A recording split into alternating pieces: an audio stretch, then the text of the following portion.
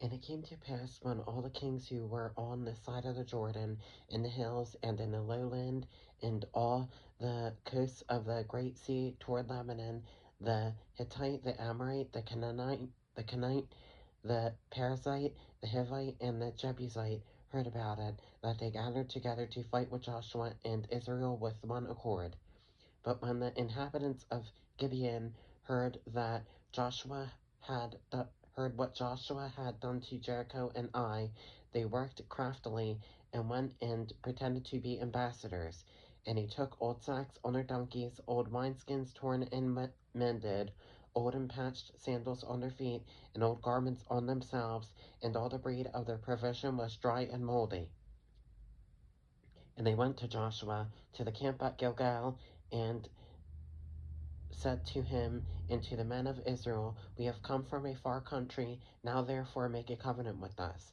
Then the men of Israel said to the Hivites, Perhaps you dwell among us, so who can make a covenant with you? But they said to Joshua, We are your servants. And Joshua said to them, Who are you, and where do you come from? So they said to him, From a very far country your servants have come, because of the name of the Lord your God, for we have heard of his name, and all that he did in Egypt, and all that he did to the two kings of the Amorites who were beyond the Jordan, to Sihon, king of Heshbon, and Og, king of Bashan, who was at Ashtaroth.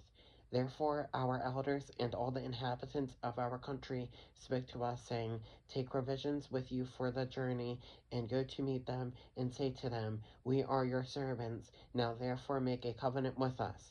This bread of ours we took hot for our provision from our houses on the day we departed to come to you, but now look, it is dry and moldy. And these wineskins which we filled were new, and see, they are torn, and these our garments and our sandals have become old because of the very long journey. Then the men of Israel took some of their provisions, but they did not ask counsel of the Lord.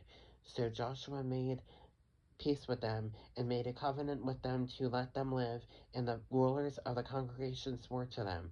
And it happened on the end of 3 days after they had made a covenant with them, that they heard that they were their neighbors who dwelt near them. Then the children of Israel journeyed and came to their cities on the 3rd day.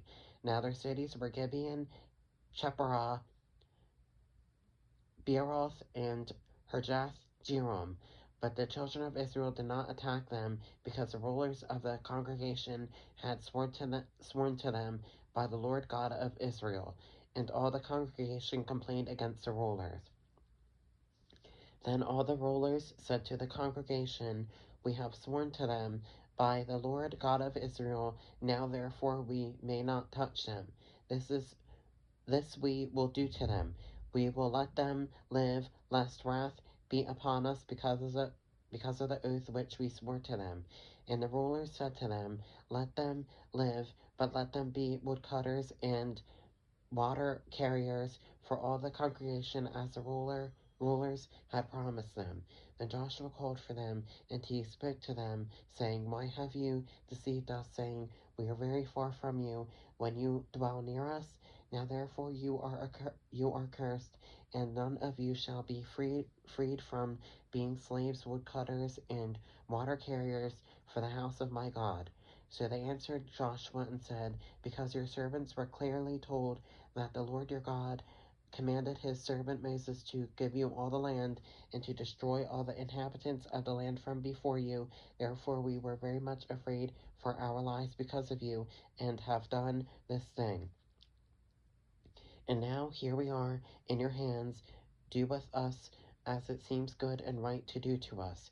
So he did to them, and delivered them out of the hand of the children of Israel, so that they did not kill them. And that day Joshua made them woodcutters and water carriers for the congregation and for the altar of the Lord, in the place which he would choose even to this day.